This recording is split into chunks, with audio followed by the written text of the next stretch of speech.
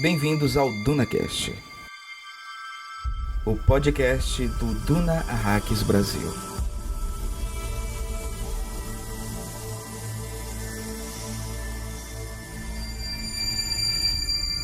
Toda civilização tem de pelejar com uma força inconsciente capaz de bloquear, delatar ou revogar praticamente qualquer intenção consciente da coletividade.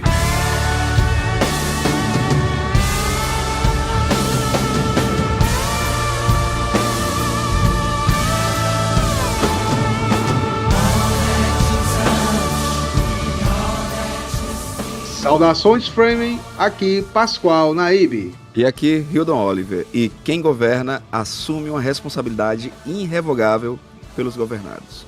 Aqui Felipe Dias do canal Feliperama, e não se implora a misericórdia do sol. E aqui Fred Negrini, o universo é impermanente. Bem-vindos a Arrakis e bem-vindos à segunda temporada do DunaCast. O DunaCast vai ser o podcast que irá analisar detalhadamente todos os 20 capítulos do livro Messias de Duna e suas 254 páginas. Isso mesmo, você vai fazer sua leitura pessoal e depois vem aqui conferir todos os detalhes, curiosidades ou mesmo para tirar suas dúvidas. Vamos começar o episódio 3 com a companhia do nosso navegador editor Hildon Oliver. Bem-vindo, e olha só, Hildo, hoje nós temos briga de casal, Eita, DR, um amante querendo a vez, o imperador nuzinho no capítulo todo, delícia, inclusive. E ameaça de chifre. Cara, eu só sei que eu gostaria de ser massageados nos pontos onde as minhas pernas estão doendo de tanto malhar, porque eu tô no projeto Danka Idaho 2020, eu já desisti, né? E também temos hoje aqui, para completar esse time, Felipe, do canal Feliperama, que já participou de lives no Duna Arrakis Brasil, mas está estreando aqui no DunaCast. Seja bem-vindo, Felipe. Opa, muito obrigado pelo convite. É sempre uma honra participar de qualquer coisa relacionada ao Duna, e principalmente aí uma honra participar com pessoas tão inteiradas, né? Fico bem feliz. Muito obrigado, Felipe. E temos também aqui com a gente Fred Negrini, mais uma vez, o homem que gosta de usar o tarô de Duna, que turva as visões do oráculo e que ama analisar as questões psicanalíticas da obra de Frank Herbert. Bem-vindo mais uma vez, Fred. Eu que agradeço a presença novamente aí, né? A gente adora Duna, adora o DunaCast, adora do Duna Arrakis Brasil também. E esse trabalho sensacional aí que vocês desenvolvem destrinchar, né, essa obra tão complexa do Frank Herbert, trazer aí para a galera, né, poder participar, ouvir e também se aprofundar mais, né, nesse grande universo. Valeu, grande Fred. Antes de analisarmos o capítulo 3, grande Rio, a gente precisa fazer só uma breve recapitulação, né, do capítulo 2, que foram armadilhas psíquicas, em que a gente viu um grupo de conspiradores singulares, né? A gente viu a corporação com Edric, né? A guilda com Edric. Foi um capítulo super... A gente até brinca, né? Que foi o Frank Herbert criando a New Weird, né? Trazendo um negócio bem cômodo, bem visual. E é interessante a gente relembrar isso, porque esse capítulo ele vai fazer links direto com o próximo capítulo, porque coisas que aconteciam ali, Paul meio que estava ciente dessas movimentações, ou seja, ele mesmo que ela não saiba, ela tá infiltrada para Paul, para que Paul consiga sentir essas energias desse, né? A gente já sabe que o Paul tá meio que ciente, existe a presciência, né? Ele sente que tem alguma errada, ele sente que estão falando alguma coisa. E aí foi o que a gente viu, foi o que a gente discutiu, que tava lá o representante dos Tleilaxu, né, com o Seitei, ele tava lá, Irola, representando a Casa Corrino, a reverenda Madre Gaius Helen Morrian. E tava aquele rapaz lá que ninguém sabe dizer o nome, só tu, né? Daquela raça. Seitei, que é do Tleilaxu. Nossa, e aí a gente tem a descoberta de que eles reviveram Momoa. Branca.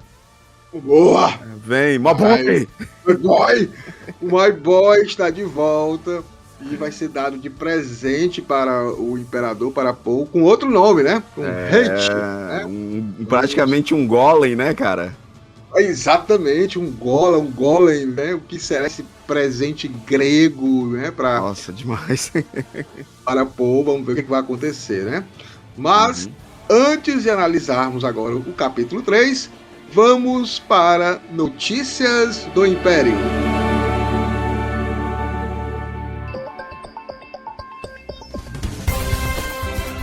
Boa noite.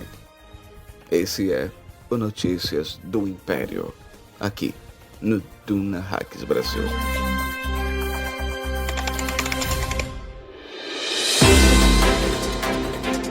Grande Hildon, vamos para Notícias do Império.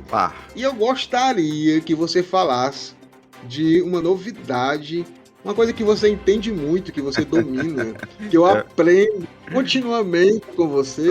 Rapaz. Que é falar de quadrinhos.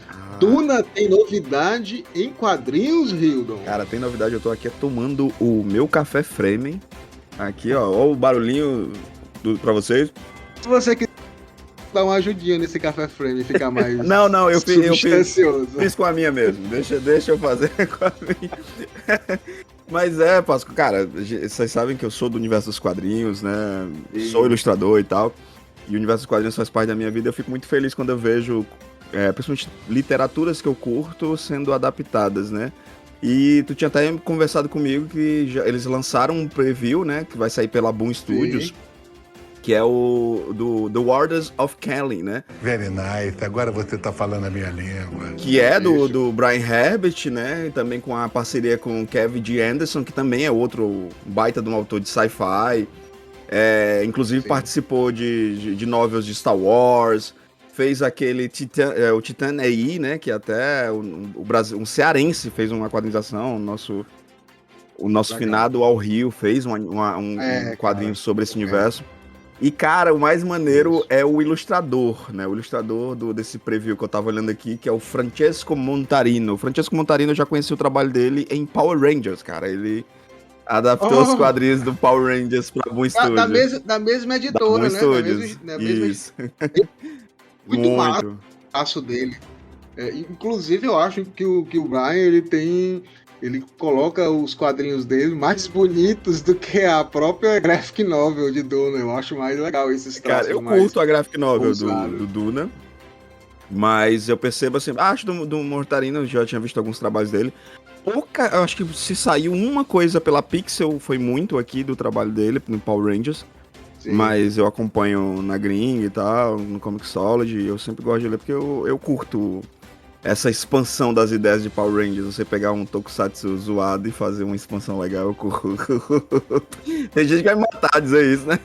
E o drama, Hildo, do fã de Duna, é exatamente se vai sair no Brasil, né? Porque a única coisa que saiu foi a graphic novel. Saiu né? O primeiro volume, vão ser 3 volumes. O segundo já vai sair nos Estados Unidos agora em julho.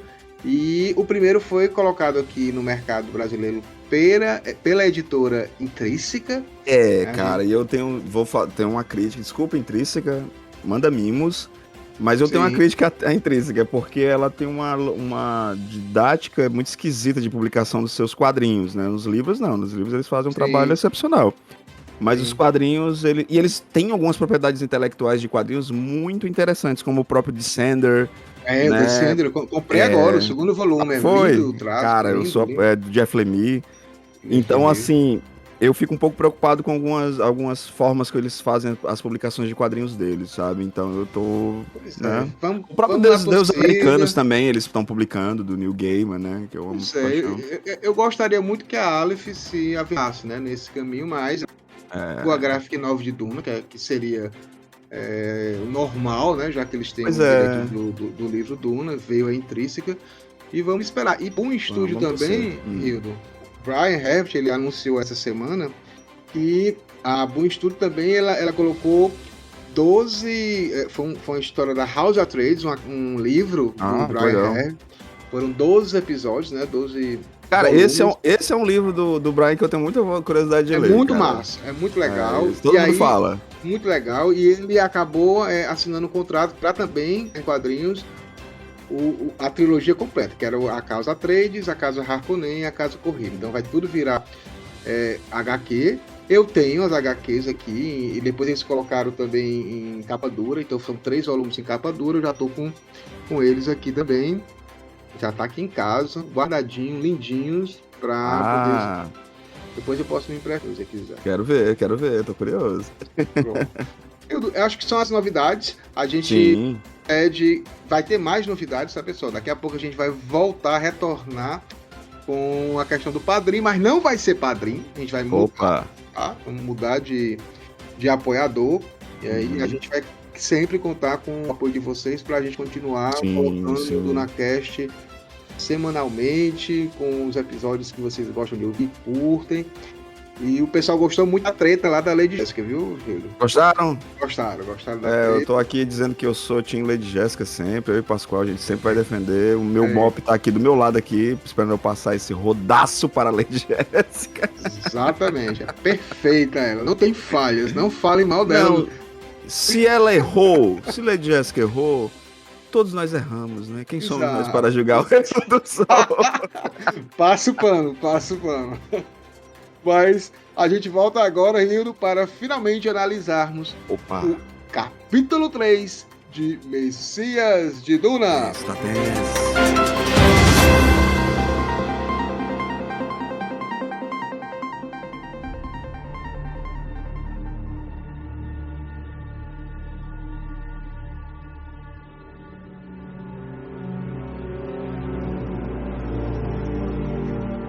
Pessoal, que capítulo interessante, né? E olha só, Hildon, Felipe e Fred, o capítulo, somente o excerto dele, que são 4 linhas, a gente já poderosíssimo. Poderosíssimo, eu vou até ler aqui, eu quero que vocês coloquem as suas impressões. Ele fala: toda civilização tem de pelejar com uma força inconsciente capaz de bloquear, delatar ou revogar praticamente qualquer intenção consciente da coletividade. Caramba! Eu vou até passar esse início aqui. Eu vou passar pro Fred, porque ele gosta dessa questão do inconsciente. Isso aqui é muito Jung, Freud. Sim, assim, totalmente, né? Eu acho que é uma abertura propícia para esse capítulo, né? Ele já vai começar a trazer essas discussões, assim, né?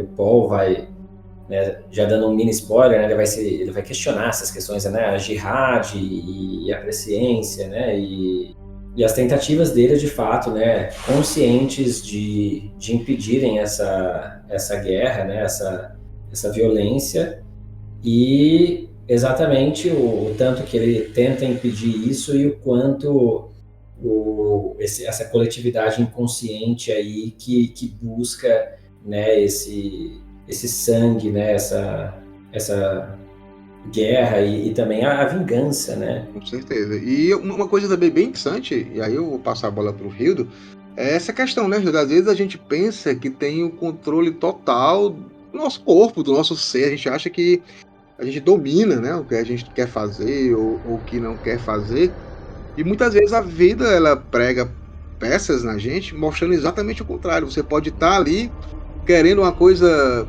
que você sabe que vai te ajudar, e de repente o teu psicológico, o teu corpo não responde a isso, né? Não, completamente. E é interessante porque é a primeira vez nesse livro que realmente a gente tem o Paul em cena, né? O Paul, a gente já tá no nosso 4º episódio, mas é o 3º, né? Que tivemos o episódio 0. E Paul era apenas a ideia de quem é Paul. A gente ainda não tinha tido o vislumbre de como Paul estava, de verdade, né? E é muito interessante a gente ter já esse acesso de que Paul tá cansado. São 12 anos como imperador, mas Paul tá cansado. E ele faz questão de com o seu traje, com as suas vestimentas frames, conseguir passar despercebido pelo povo. Isso é meio que ele buscando alguma forma de ter um domínio sobre algo que ele já não mais tem, devido a todos os caminhos que ele seguiu. E o Fred falou algo muito interessante, né? O Paul, você percebe que o Paul, ele quer dar um fim a esse ciclo da violência. Um ciclo de violência que ele não starta, ele não inicia. Mas ele se vê completamente inserido nesse ciclo. Ele precisou utilizar a violência, ou seja, fomentando mais. A gente sempre tem falado muito nos últimos tempos sobre a questão do ciclo da violência, que é algo que o Poe e muitos personagens que a gente acompanha na cultura pop são inseridos, né?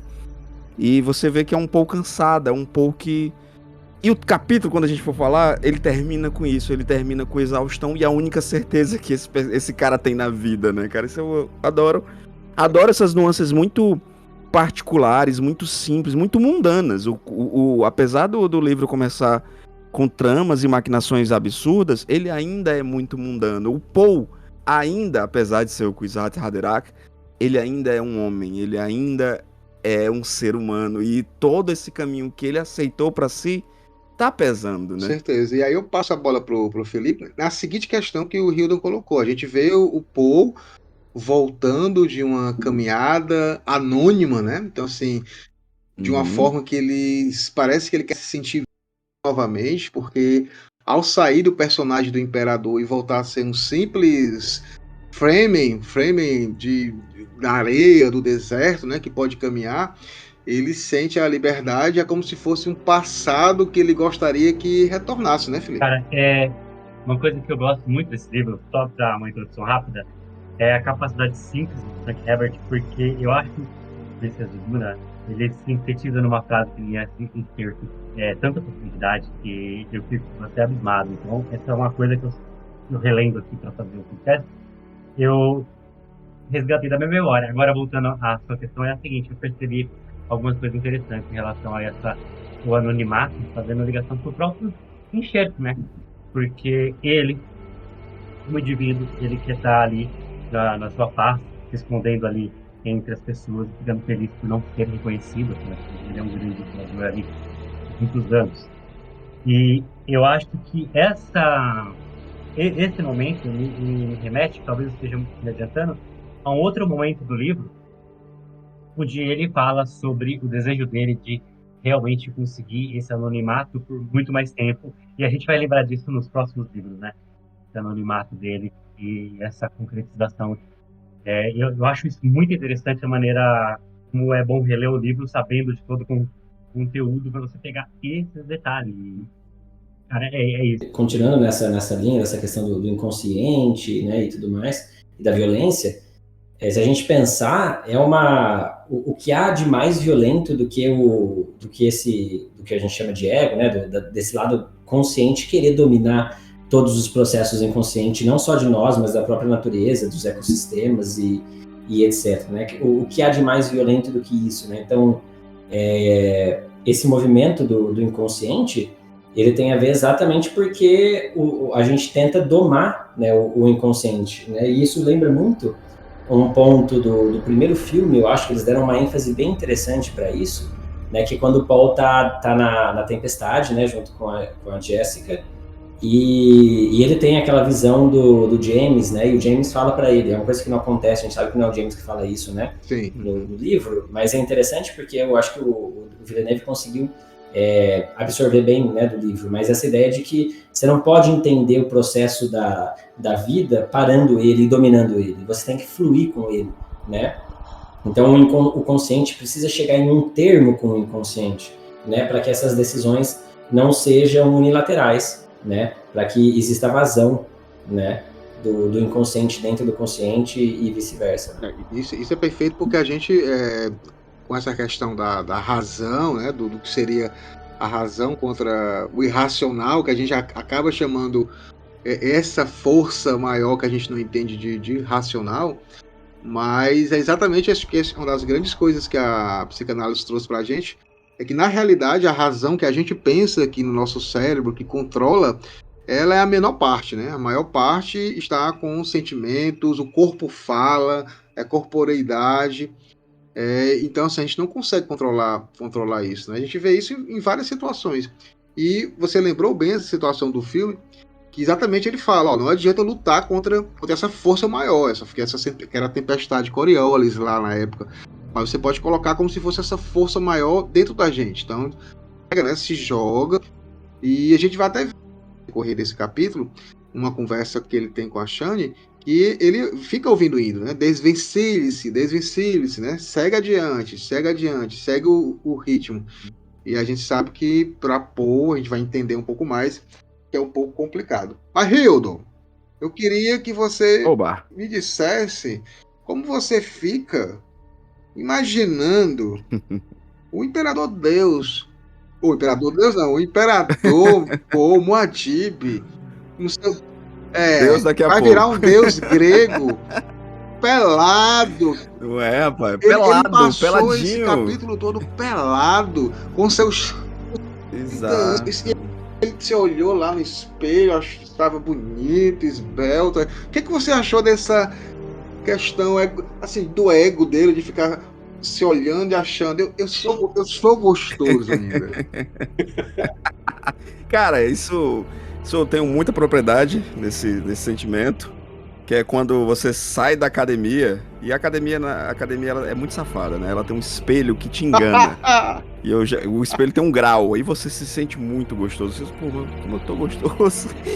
Mas, brincadeiras à parte, é muito interessante esse momento do Paul em se olhar, né? Olhar o seu corpo, se olhar pelado, de certa forma, e se perceber ainda um homem, né? Com tudo que é exigido dele, com tudo que ele se exige também, ele se deu e se permitiu, ele foi permissivo, né? Em ter um momento de humanidade, de sentir, caralho, vou arregaçar muito aqui porque eu tô gostoso pra caralho. E é muito interessante você ver esse personagem, que sempre foi um personagem muito, muito introspectivo, com ele, com tudo.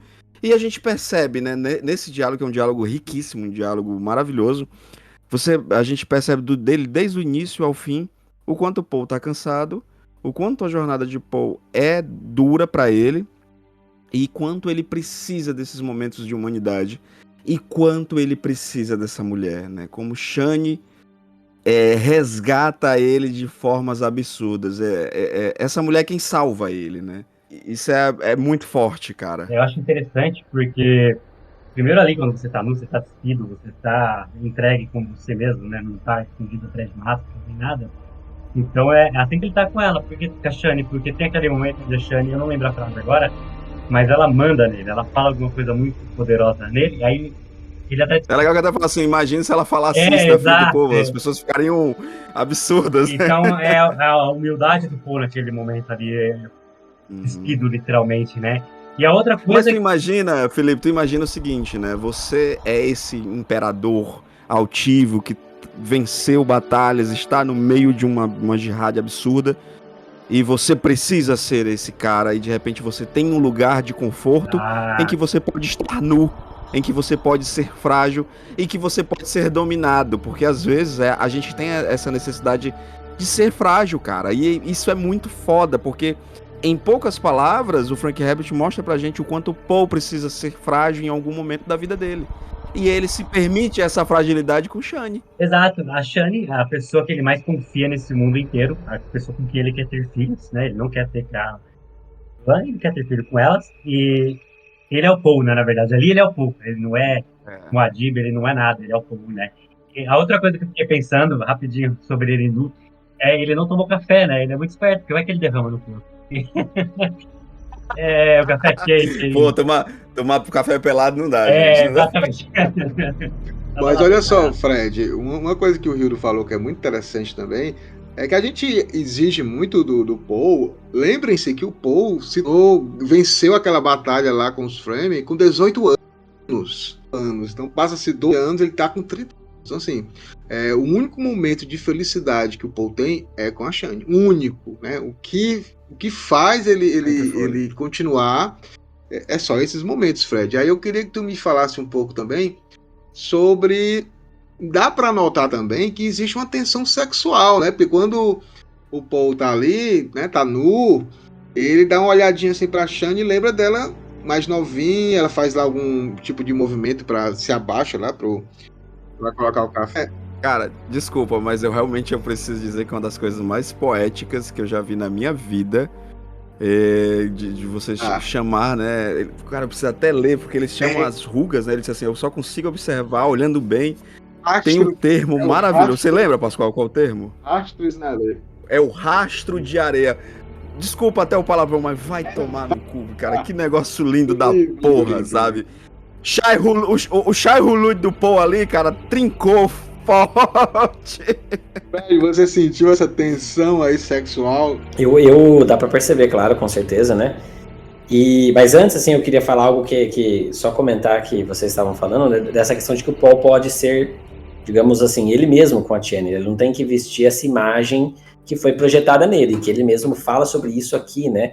E depois, né, sem dar spoilers, mas já dando, a gente vai ver essa ideia de que o Paul, existe essa divisão entre ele e tudo aquilo que foi projetado nele, né?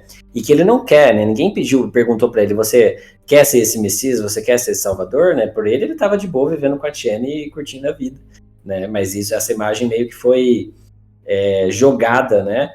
Projetada e que foge do controle dele, de fato, né? E o que é interessante a gente tem lá no final do primeiro livro, no final, né?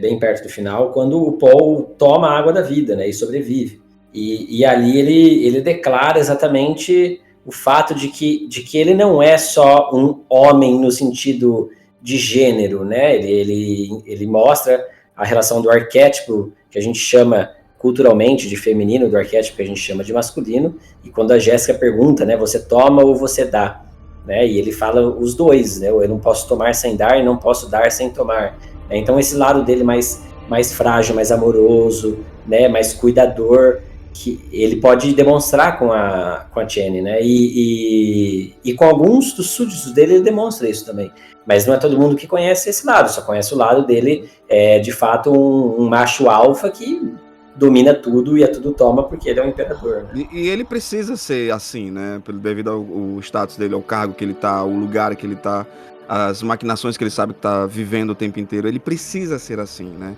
Então é um momento de paz, é um momento em que ele desarma e diz assim, aqui eu estou seguro, aqui é o meu lugar, né? E o interessante, Hilda, é que na hora que ele vai tomar o café, né? A Chani vai preparando, a gente descobre, né, que essa cafeteira é o espólio de guerra, né? Que é chamado de ganima. Do James, né? Cara. Então, assim, tá falando cara, de... Um mensagem tão importante pra Paul, né? Pra transição de Paul, né? E outra coisa, né? Eu pensava, Hildo, que era só a gente que derramava a cachaçinha pro santo.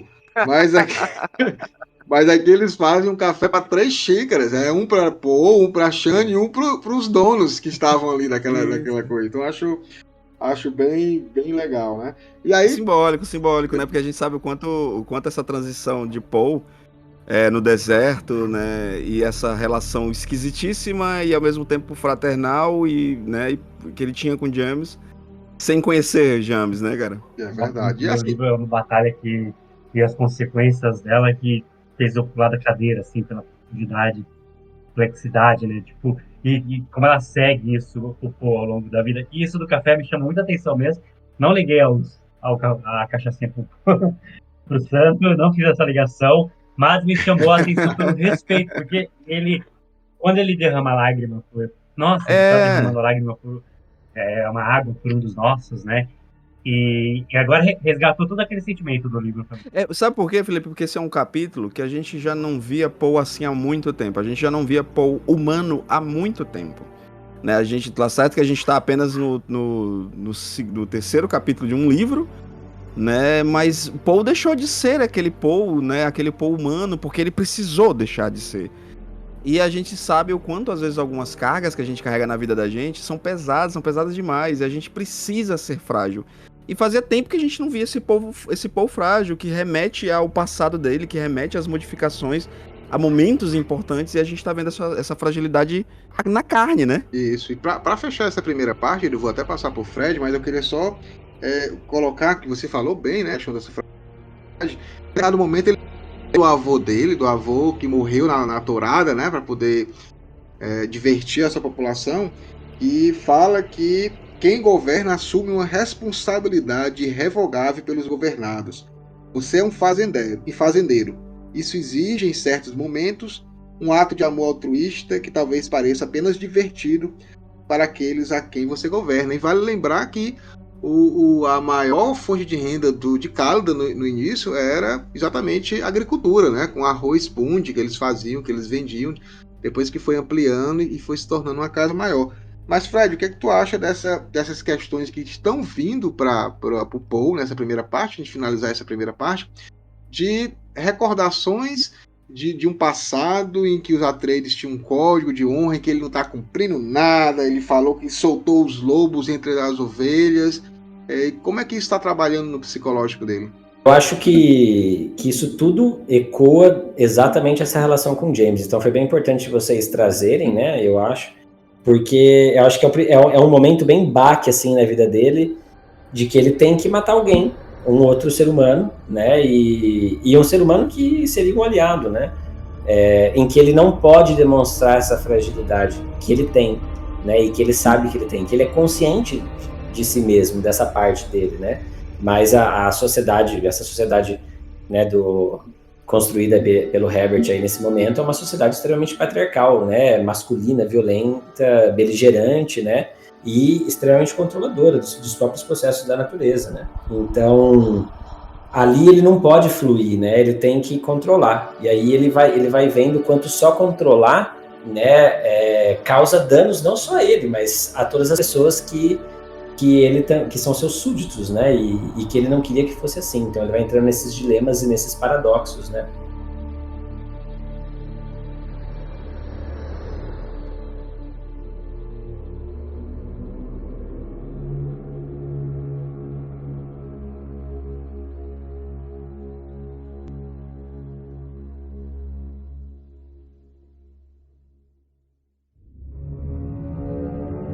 Grande Hildon, vamos falar agora do que a Shani queria. Shani chega pro Paul e simplesmente olha assim para ele e fala: você precisa engravidar a Irulan. Ela tá me enchendo o saco pra caralho. Você precisa engravidar essa mulher porque as coisas estão saindo do controle, tem conspiração, ela fede conspiração, né? Ele fala assim pra fede. E eu não posso lhe dar o filho, então alguém tem que dar. E depois, mais à frente, a gente percebe o quanto também Shani anseia por esse filho, né? E o Paul também anseia por esse filho, mas que seja com Shani, né? É um momento que a gente descobre que Paul mantém Irulan por conta de várias coisas, mas principalmente que é a forma dele captar essas traições, né? Então ele não tá totalmente alheio do que tá acontecendo. Ele acaba usando de certa forma ainda, né? Ainda imperador, ainda estrategista, ele usando de certa forma esse lugar desconfortável demais, porque, né, tem duas esposas, uma que é apenas uma esposa figurativa e a sua verdadeira amada. E ele faz assim, ele não descreve a expressão do Paul, mas a gente já consegue imaginar uma expressão de fudeu, né? Ela quer discutir isso, vamos ter uma DR. E uma coisa que eu gostei é que ele tentando pisar em ovos ali com ela, para não usar todos os conhecimentos e técnicas de Bene Gesserit nela, mas ele acabou usando, né, para ver as tensões mais dela ali.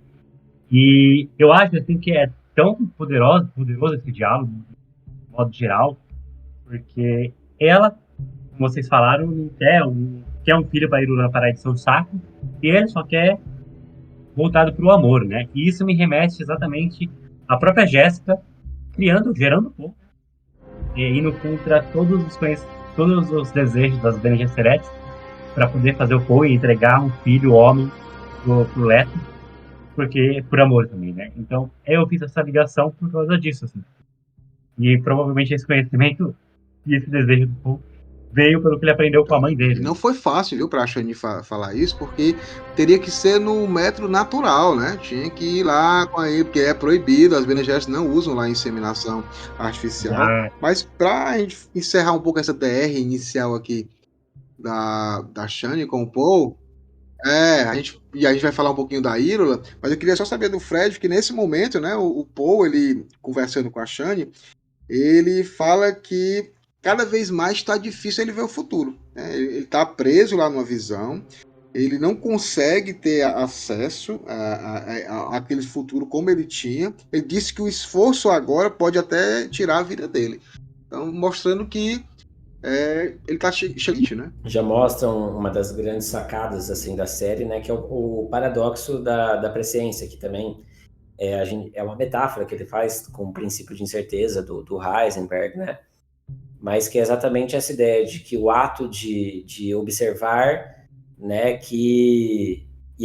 o gasto de energia nesse ato de observar, que granulariza, né, singulariza esse futuro e transforma ele num único futuro, né? Então, é o próprio controle desse ego, desse consciente, ao ver algo do inconsciente que fixa, né, e faz com que aquele seja o único futuro, né, o único caminho, né? Então, os caminhos vão se afunilando assim, né? Isso é muito interessante, porque é uma das dos grandes paradoxos, né, e metáforas da série, né? Então, o quanto você precisa se permitir e fluir com a realidade, e aí quando você faz isso, você acessa essas potencialidades do inconsciente, né?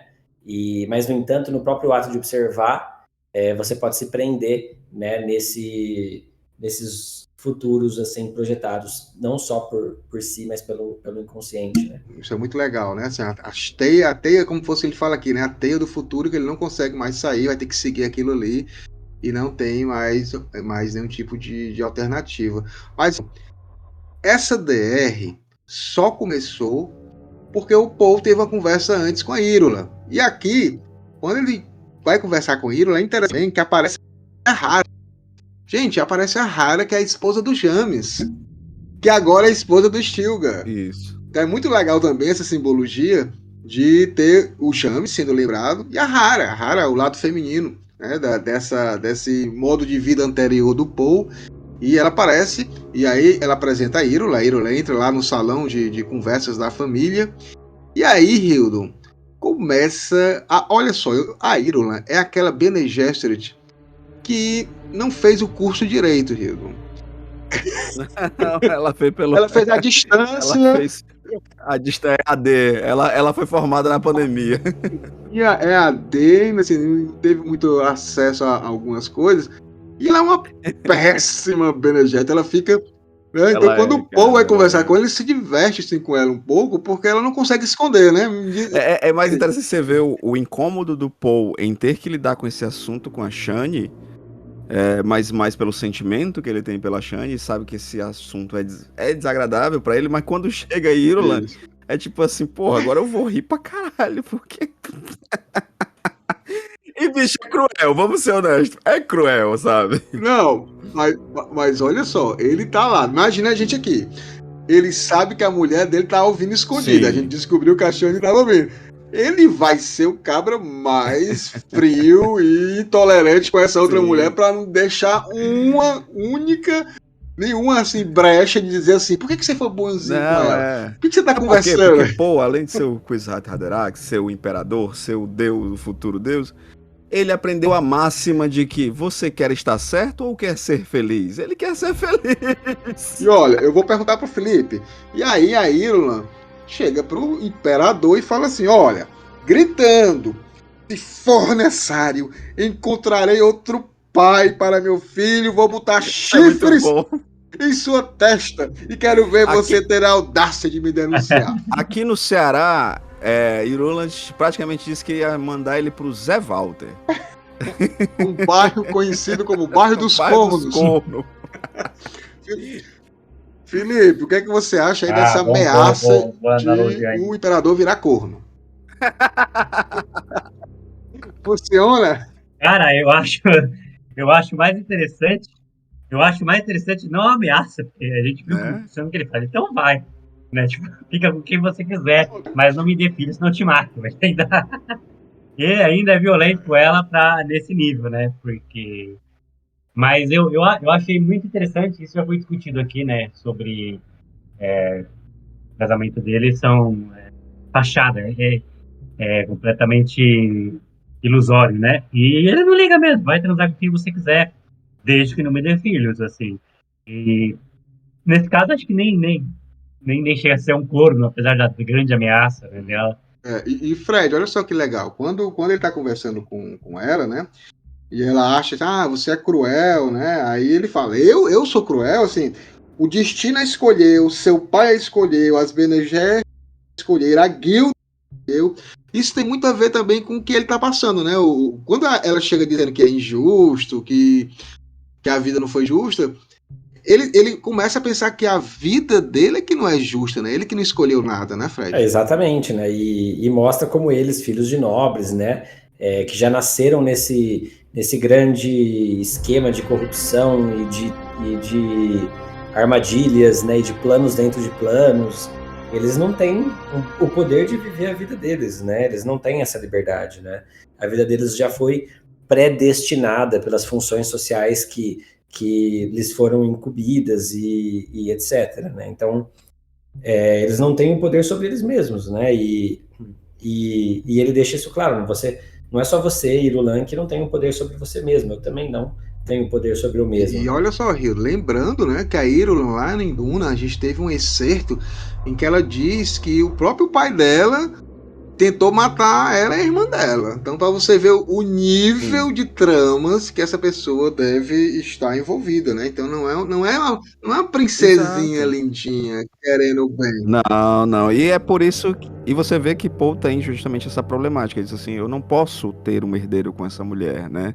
Ele tem a consciência de que esse herdeiro traria mais problemas do que soluções, não seria paz, né? Ele prefere se divertir com as irritações de Irulan, né, das imposições vazias dela, do que dar uma arma poderosíssima para ela, né? E é muito frio isso, é muito triste mesmo para própria Irulan, né, que você percebe que ela, a gente até falou no episódio passado, né, de como ela desistiu e tá tentando outra coisa, outro caminho, mas aí nesse a gente percebe que ela ainda não desistiu, ela ainda quer esse caminho.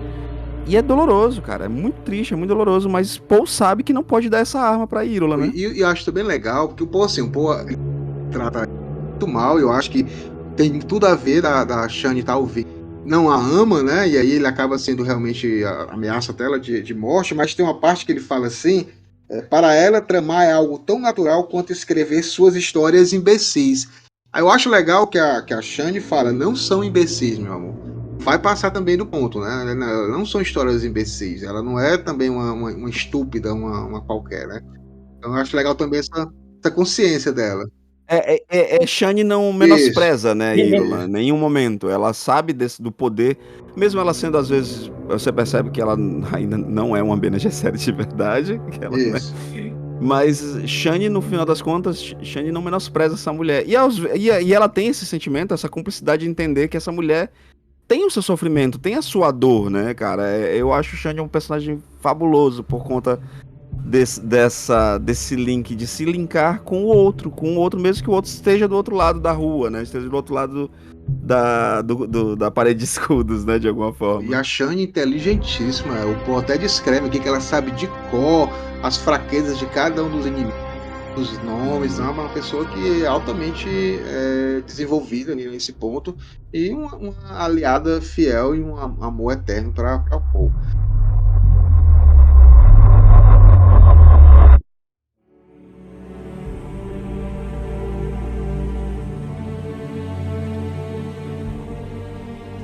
Grande Hilda, a gente vai aqui para o bloco final e assim são as considerações finais também sobre essa conversa que o Paul teve com a sua grande amada, né, com a Shani. E a gente vê aqui em muitos momentos essa questão do Paul, como você mesmo falou, cansado porque ele foi escolhido, né? Ele não teve um poder de decisão. Ele é um imperador que manda em tudo, mas na realidade ele é um marionete, né, do destino, né? Ele não consegue sair daquilo. Não, ele não consegue sair, até muita gente fala assim, mas Paul maquinou, né, tramou, orquestrou, lutou.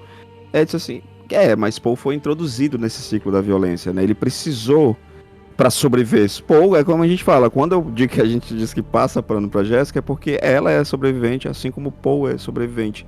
Só que todo esse processo de sobreviver, de ser o imperador, porque cara, eu vou fazer um link que eu amo demais. Eu amo essa série, apesar de não ter gostado do final. Eu acho que ela perde muito com a saída de Ragnar Lothbrok, que é Vikings, né? Tem uma cena, acho que na segunda, se não for na segunda, na terceira temporada, em que o Ragnar, eles estão tentando invadir a Franquia, né? E tem vários momentos ali, todo mundo discutindo. Aí ele pergunta: tenho uma coisa a dizer. Eu não me tornei Lorde porque queria ser Lorde. Isso aconteceu por causa dos atos de outras pessoas. E eu não virei rei por ambição, mas novamente eu não tive escolha. Resultado dos atos de terceiros. Mesmo assim, eu sou o rei. Rei Ragnar. Esse é o meu nome. Rei Ragnar. O que faz um rei, Bjorn? Governa. Isso! Muito bem! Ele governa! E como governante, eu tenho a última palavra. Eu! Não é você! Não é você! Não é você! E não é você! Todos vocês tiveram ideias! E fracassaram! Eu não vou fracassar. Você, quem é você? Você é o rei, né? Aí você, quem é o rei? Ele, não, sou eu. Eu sou o rei. Eu não escolhi estar nesse lugar. Eu não escolhi ser um... Ele até fala assim, eu não escolhi ser um Earl, né? Eu fui imposto a ser um Earl. Eu não escolhi ser um rei. Eu fui imposto a ser um rei. Eu precisei ser um rei. Então quem decide sou eu. Só que esse ponto do decidir cansa, né? Tira tudo da gente. E, cara, é inevitável falar até do final, né? Do capítulo, quando o Paul simplesmente se entrega, né? Que ela sussurra no ouvido dele perguntando, eu aborreci, porque ela traz, desde o início do capítulo, ela traz coisas que são incômodas pra Paul, né? E ele termina o capítulo dizendo, você não.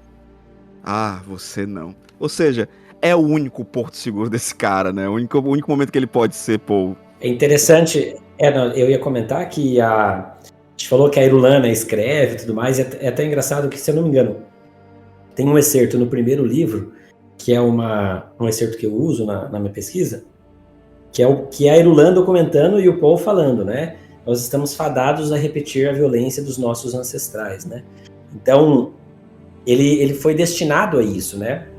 Ele viu a família inteira dele, o clã inteiro dele sendo exterminado por uma luta, né, por uma vingança, por maquinações de poder do imperador e do barão, né? E ele foi fadado a repetir esse jogo, né? Esse jogo de poder, esse jogo de disputa, de violência, né?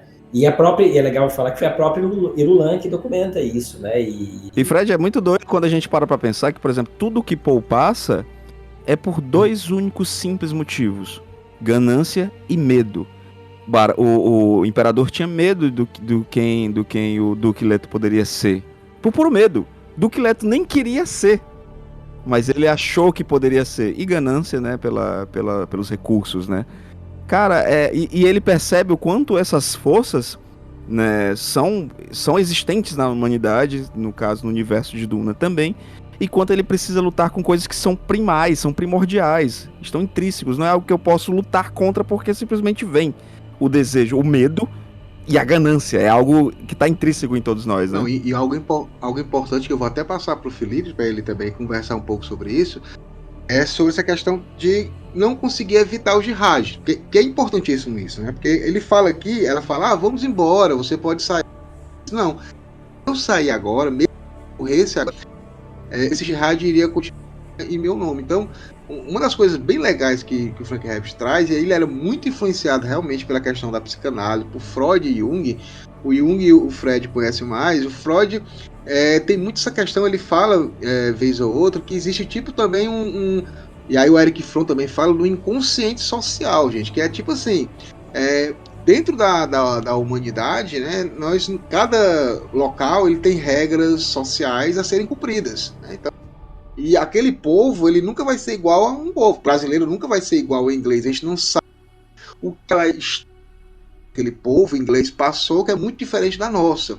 Então existe aí, segundo o Freud, alguns resquícios, né, dessa questão do passado que vai influenciar na pessoa. Então, às vezes, determinadas situações, e o Frank Herbert usava muito isso, e não é somente uma decisão política ou social. Está nos nossos genes, algo assim que é primal, primitivo, e que vai fazer com que as pessoas vão agir de uma forma irracional, porque a gente vê uma turba, né? Quando uma turba se junta, Várias pessoas que são médicos, são não sei o que, se juntam e vão linchar uma pessoa. Toda a questão de respeito social ali se acaba, as pessoas se transformam num organismo único, caótico, que vai destruir aquilo ali. Então o Frank Herbert, ele fala isso, né? E os Fremen são isso, né? Aqueles caras que foram massacrados e agora esse organismo psíquico de retaliação tá ali e ninguém consegue parar, né? Eu acho disso também, Felipe. Você falou dos Fremen, e desse coletivo deles me trouxe de volta o enxerto, né? E da coletividade e tudo mais, e que me fez uma ligação. Agora eu vou falar do Jihad rapidinho primeiro. É interessante que teve o Jihad Bolteriano, as coisas estão muito mais. Eles estão o quê? 10 mil anos. E ainda assim, eles trouxeram e resgataram um sistema feudal. Essa discussão desse capítulo todo é praticamente por causa desse tipo de coisa, casas e ligações, né, entre famílias. E aí eles estão agora tentando evitar um novo colapso, né? Um novo problema, exatamente que talvez esse sistema que eles estão gerando possa gerar, né? Isso, intrigas atrás de intrigas, pessoas tentando estar sempre um passo à frente. Eu acho isso bem interessante no Frank Herbert, nesse segundo livro, quando as coisas estão magnadas, né? Porque a gente vê o povo como ser humano e vê praticamente eles se tornando quase o oposto, né? O pessoal chama de Salvador Branco ali no filme, no parte do primeiro livro, vai se provar que ele fez bastante coisas erradas. Ele errou também, não coisas erradas, ele errou. Eu acho isso o ponto mais interessante. E uma coisa que eu queria falar rapidinho, só para completar, é que mostra que o Poe, ele mexeu ali no ecossistema um pouco ali eles mudaram ali em Arax, e por causa disso, os vendedores de água começaram a ficar um pouco revoltados e perderem os seus negócios, né? Isso também me remete um pouco ao enxerto da coletividade. Eu faço bem metáfora do capitalismo, que é muito interessante esse capítulo tão pequeno. E é uma particularidade desse livro em específico, né, Pascal? Como a gente até comentou nos outros episódios, o quanto esse livro tem capítulos pequenos e extremamente profundos de análise, né? Complementando o Felipe, né, eu acho que não só as sociedades capitalistas, né, mas as sociedades intituladas patriarcais, no sentido de que a gente tem a formação do patriarcado exatamente a partir de uma tomada da hereditariedade, de uma tomada da prole, que é exatamente essa intenção de um controle do ego e, portanto, um controle desse lado consciente, né? Então, eu vou tomar a natureza, eu vou tomar o corpo da mulher e tudo isso como posse e extensões do meu ego, a fim, né, de eu conseguir me eternizar, né? Tudo por conta de um medo da morte. E isso é muito interessante, porque dialoga muito com essas questões do capítulo, né? De como essa organização imperial, colonizadora, ela está fadada à extinção da humanidade, porque ela para o próprio fluxo da vida, né?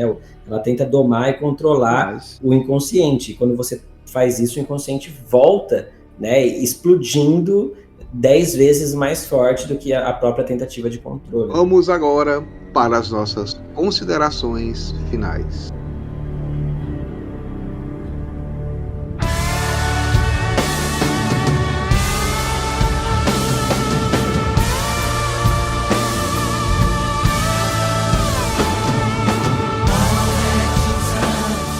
Grande Hildon, estamos finalizando mais um episódio do Dunacast, convidados especialíssimos, e aí eu gostaria que você colocasse assim, o que você achou de mais interessante, e também gostaria que você fizesse o seu jabá, se a pessoa tem um podcast, procura quem? Rapaz, só tem um lugar, só tem um canto, Radiola Mecânica, @Radiola Mecânica no Instagram, ou radiolamecanica@gmail.com, você também fala com o nosso e-mail, manda um oi aí pra mim, ou fala comigo no Hildon Oliver Art, que é o meu Instagram pessoal, vou responder você, e a gente vai encontrar a identidade do seu podcast. É só vir falar com a Radiola Mecânica para ter o seu podcast. Fala à vontade, deixa que eu resolvo a parte da edição. Eu sei bem disso, fala à vontade. Muito bom. E, cara, sobre esse capítulo, mais uma vez, fico muito feliz com esse livro. Esse é um livro que eu me agrado demais. Porque o primeiro livro é um livro extremamente grandioso. E esse é um livro que ele precisa lidar com a grandiosidade de Duna, mas de uma forma muito mais intimista, né? Ele traz a câmera meio que pra dentro, né? Enquanto a gente tinha uma visão muito mais ampla do universo de Duna, a gente agora tá vendo questões muito mais micros, né? As problemáticas do Império estão relacionadas a uma mulher engravidar ou não, sabe? É uma discussão extremamente banal, comum, mas que é uma arma absurda, é um momento absurdo, são possibilidades absurdas que vão colocar todo um império, né? Uma jihad em questão. Cara, acho fantástico, acho que cada capítulo que eu releio, mais eu fico empolgado com o universo de Duna, sabe? E eu queria também que o nosso convidado, o Felipe, do canal Felipe Ramos, falasse um pouquinho também do seu trabalho e as suas considerações finais para esse episódio. Acessem lá no YouTube, o canal Felipe Rama, não. E lá eu falo de ficção científica, principalmente, mas também falo de outras séries. E principalmente de Duna, que em breve vai ter alguns vídeos aí relacionados à série. Mas eu gostei, a minha consideração final é o seguinte: esse livro é o meu favorito da primeira trilogia, né? Exatamente, eu acho que o Bildo falou uma coisa que eu não tinha pensado, exatamente por ser micro, virou o Macrocosmo, que é o primeiro livro, trouxe para o micro, a gente consegue pegar melhor os personagens. Tanto, por exemplo, o próprio quando o próprio Jason Momoa, né? Ele volta para esse livro, é uma coisa... Cara, como eu fiquei feliz dele voltar e como o personagem virou uma coisa que me impressionou num nível, assim, tipo... Não é um fanservice, sabe? Vamos trazer o personagem de volta porque os fãs pediram, não. Ele resgata um elemento e cria um outro elemento muito mais profundo, né? Enfim, esse é o melhor livro, pra mim, é o que eu mais gosto. E discutir sobre isso. Obrigado por participar, Felipe. Grande Fred também, mais uma vez participando, principalmente nas questões de presciência. Você gosta de jogar um tarô de Duna? A gente sempre traz você aqui para conversar um pouco. Fale um pouco as suas considerações finais e coloque aí as suas redes sociais. Quem quiser me procurar, Fred Negrini, tudo junto no Instagram. Acho que o Instagram é o mais apropriado para isso, né? E quem quiser também seguir minha banda, eu tenho uma banda também. Opa! A gente toca um neo soul, jazz, blues, MPB. Olha aí que bacana. E chama Netuno, mas é um V no lugar do U. Então é Netuno, mas a gente fala Netuno mesmo, né? Pela grafia do latim. Massa, o Diego, que era o outro guitarrista da banda, a gente que, né, fez uma das primeiras músicas, a gente estudava letras, a gente fez letras, né? Eles fazem estudos literários agora, no doutorado, né? Tá aí a questão do latim. Então, quem quiser procurar minha banda no Instagram também, fica aí Netuno. A gente vai tocar no Forró da Lua Cheia daqui a um mês. Né? E o Fred tem uma tese de doutorado sobre Duna. Claro. Isso, eu fiz, né, minha dissertação de mestrado sobre Duna, que eu analiso a presciência, né, e em relação ao princípio de sincronicidade do Jung. E aí também atualmente eu tenho no doutorado pesquisado a questão da impermanência, que é um tema que vai ser trazido mais à tona ali com um terceiro, né, livro em diante aí do Duna, mas que a gente já vê algumas ideias aqui surgindo, né, no Messias, né, e então eu estudo mais essa questão da impermanência e o Zen budismo e o budismo não dual, né, as filosofias e metafísicas não duais orientais que vão entender essa ideia de permanência, essa ideia de vazio de essência, né, que a gente chama de shunyata no budismo não dual, né, e tanto quanto a codependência originária, que também é um conceito do budismo não dual, que assim, o Duna explora em níveis assim muito profundos, né? Exatamente nessa ideia do microcosmo que reflete o macrocosmo ad infinito, né? Assim como o inconsciente, que no sânscrito é pratitya samutpada, né? Que fica aí como curiosidade para o ouvinte, né? Que é uma ideia de que tudo existe apenas num estado de interconexão. Então a gente tem infinitos processos que, interconectados, né, levam à produção e criam as condições para a produção desses efeitos que a gente observa aqui nesses recortes que a gente faz no espaço-tempo, né? Então, mas a questão é que uma mesa em si, ela não existe uma mesa ideal, né? Esse budismo não dual, ele vai, né, quebrar o idealismo platônico, por exemplo, que a gente quer muito relevante para o nosso pensamento ocidental, né? No sentido de que não existe uma mesa ideal, né? A mesa, ela depende de infinitos processos que estão interligados, inclusive o nosso cultural humano, que também faz chamar aquilo de mesa, né? Então, não existe uma mesa enquanto essência, né? Existe apenas essa entidade mesa que ela é relativamente real, porque não existe nada, na verdade, que é absolutamente real. Então, não existe uma instância da realidade que seja mais real que a outra. Então, uma visão da presciência, ela é tão real quanto a nossa realidade aqui, né, física. Então, e é exatamente nesse processo de dar significado às coisas que a gente vai vendo os potenciais que a gente imagina se concretizando, né, aqui na nossa realidade física. E isso dialoga demais com o Manifesto Atreides. Quem já conhecer o Duna, todos os livros, lá para o 5º e 6º livro, a gente vai ter o Manifesto Atreides, que é uma explicação sobre a presciência. Concordando contigo, né? E também indo para minhas considerações finais. As minhas considerações finais, elas vão da dor ao prazer. Vou colocar duas questões.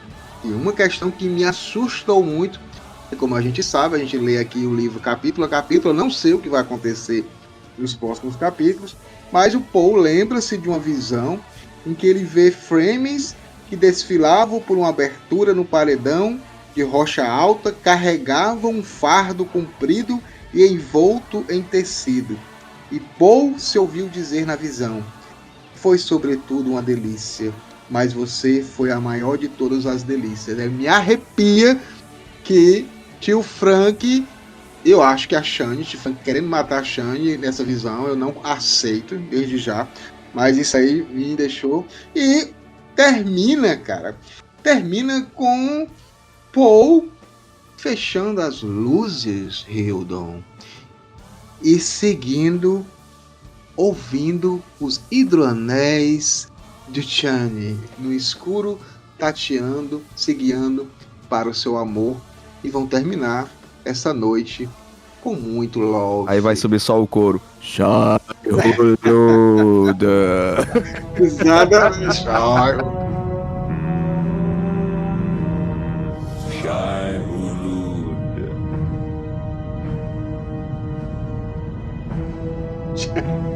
Coloca aquela do 1984, aquele coro. Gente, mais uma vez, obrigado aqui pela presença de vocês, né? Por estarem contribuindo para o DunaCast. É muito legal ter vocês aqui, o grande Rio, parceiro, Felipe aparecendo aqui pela primeira vez. Seja muito bem-vindo, a primeira de muitas. O Fred também, novamente aqui, e agradecer também você, ouvinte, né, que está acompanhando a gente, está seguindo essa segunda temporada. Estamos muito felizes que a nossa audiência continua muito boa, apesar de ser o segundo livro, né, muitas vezes a pessoa só fica no primeiro, então a gente já tem essa audiência cativa, né, que fica cobrando a gente quando a gente atrasa um pouco, mas inclusive, um abraço a todo mundo lá no grupo lá do Discord. Eu dei o ar da graça, finalmente, né? Mas a gente, às vezes... que eu nunca falo lá no Discord. Eu não falo no Discord, porque eu não sei mexer no Discord. Sabe editar, então é o mais importante. Então a gente agradece e finalizamos. Muito obrigado. Até o próximo DunaCast. Até, pessoal. Até a próxima. Pessoal. Valeu, galera. Tchau, Ruluda.